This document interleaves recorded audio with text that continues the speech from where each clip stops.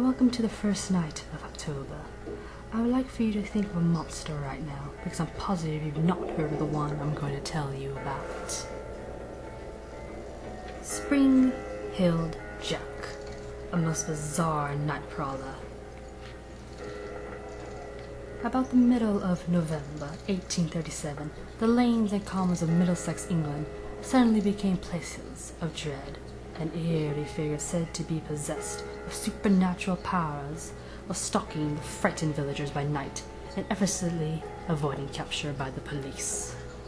Because of this creature's ability to leap over tall hedges and walls from a standing jump, he was given the name of Springheeled Jack. Close witnesses who encountered Jack face to face described him as being tall, thin, and powerful. A prominent nose stuck out of his pinched physiognomy, and his ears were pointed like those of an animal. His long, bony fingers resembled claws. The remarkable, agile, spring-heeled Jack wore a long, flowing cape over his slender shoulders and a tall, metallic helmet on his head. Numerous witnesses testified that the mysterious intruder had what appeared to be metal mesh under his cloak, and that he had a strange kind of lamp strapped to his chest. It proved impossible to capture Springheeled Jack. Townspeople saw him leap 8-foot walls as he worked his way to the west, passing from village to village. Later, it was determined that Springheeled Jack stayed primarily in the private parks during the day, coming out at night to knock at certain doors, as if he were seeking some particular hospital host. As far as it is known, the mysterious stranger never found anyone who invited him for a visit. Most people reacted in the same manner as Jane Alsop, who went to answer the door, assuming that a top-hatted, cloaked member of the horse patrol stood on the doorstep. Instead, the most hideous appearance of Heeled Jack caused her to scream for help. The monster's eyes, she later testified, were glowing red balls of fire. Before she could flee, he seized her in a powerful grip of his claw-like fingers and projected balls of fire that rendered both Jane and her sister unconscious.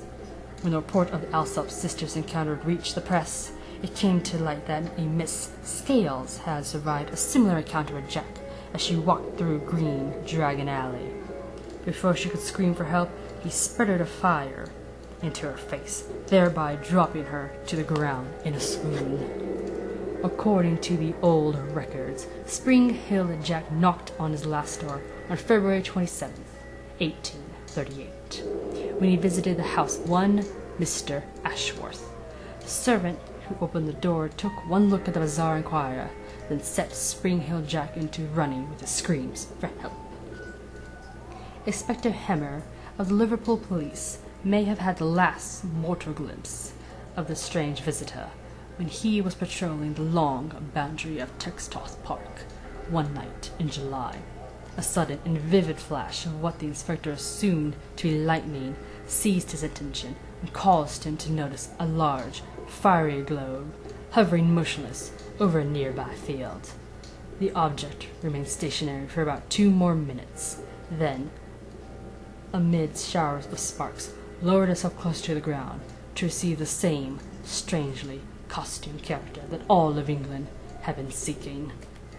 Inspector Horner decided not to become the hero to capture Springheeled Jack, as he wheeled his horse away from the scene. When he looked back over his shoulder, the great ball of fire had disappeared.